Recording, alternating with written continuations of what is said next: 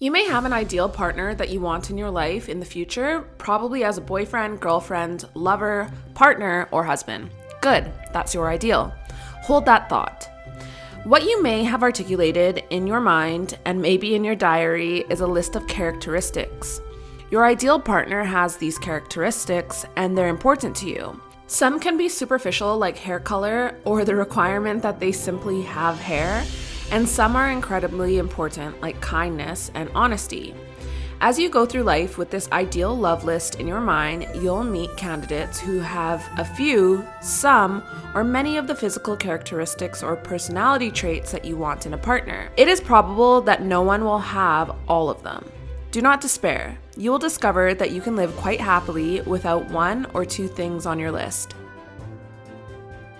Hello ladies, welcome back to my channel. In today's video, we are going to talk all about how we can assess our relationships like an old money woman would do. If you're new here, my name is Nicole. I've been on a little bit of a level up journey this last year and a half, and I've been bringing everything that I've learned to YouTube so I can share what I have learned with you. If you find yourself on a level up journey and you're looking to improve yourself, I would be so honored if you just joined me and we can learn together.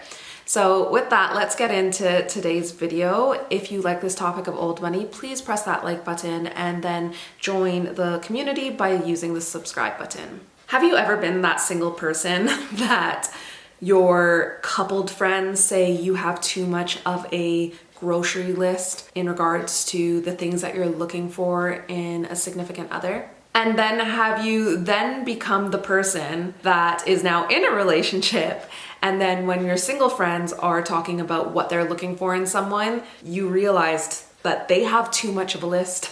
Or have you ever heard that when you go on the first 3 to 7 dates with somebody that you're actually meeting their representative, you haven't met them yet? So how do you go about deciphering who someone is and who someone isn't? How do you decipher whether you're viewing a facade or an illusion? That's what we're going to talk about today. Now, by going through this book, the Old Money, New Woman book, How to Manage Your Money and Your Life, I definitely learned a few things in regards to dating and relationships. Now, I'm a happily married woman, but I could definitely look back on this chapter and see that if there were certain questions that I was asking myself, I would have been able to get to know myself a little bit better, and therefore I think I would have been able to put together a list of what I was looking for in a partner a little bit better and not have had as many unsuccessful dating ventures. Because I think, not that I dated around that much, but I think that there's so much more to life than dating, and I think I could have been enjoying myself a little bit more instead of being worried about people that weren't a good match for me. So with that, I thought I would read to you some of the questions that were in this book in regards to dating and how we can assess if we are getting ourselves into an ideal relationship and not one that is going to be filled with illusions. So question number 1 that you're going to want to ask when you're getting into a romantic relationship is, are they reliable?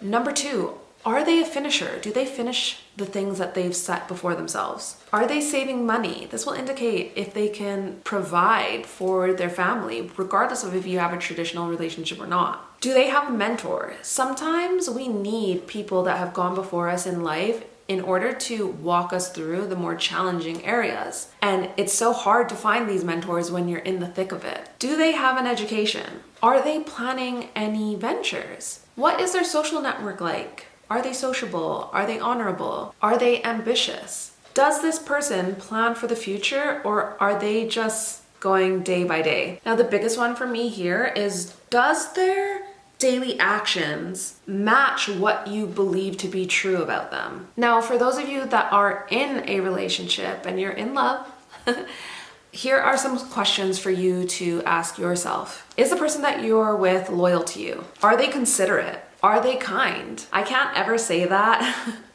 without thinking of the interview of Prince Harry and Meghan Markle when she's talking about why she decided to date Prince Harry. I didn't know much about him, and so the only thing that I had asked her when she said she wanted to set us up was, I had one question. I said, well, is he nice?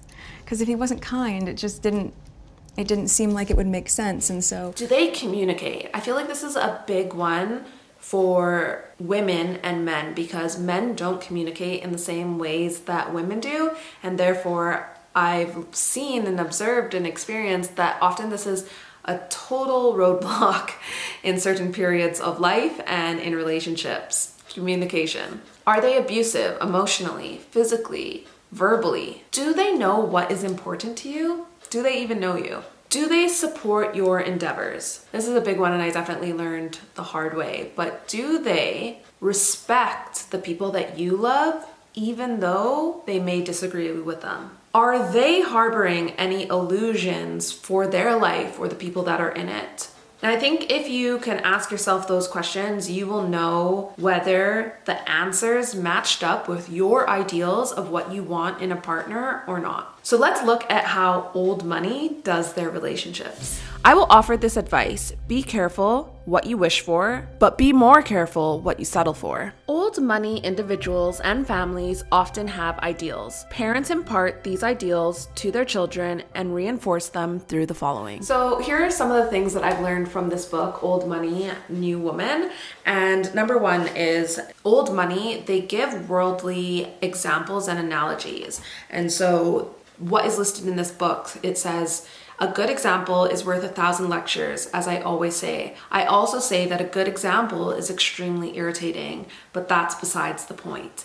And I find that there are tons of little sayings that old money will use, and it becomes a little bit of a cliche, but it is very true. Okay, number two, it goes without saying, old money really stresses the importance of an education. I think this is why we stereotypically, when we think of old money, we think of Ivy League colleges and universities. And then to refer to the book, it says education, to be well educated in the formal sense, and also the more practical sense, to learn not what to think, but how to think. Okay, and then number three, I find that old money, they really understand the power of their network, not just from a social gathering sense, but potentially the power of what can be done within business and just even alliances.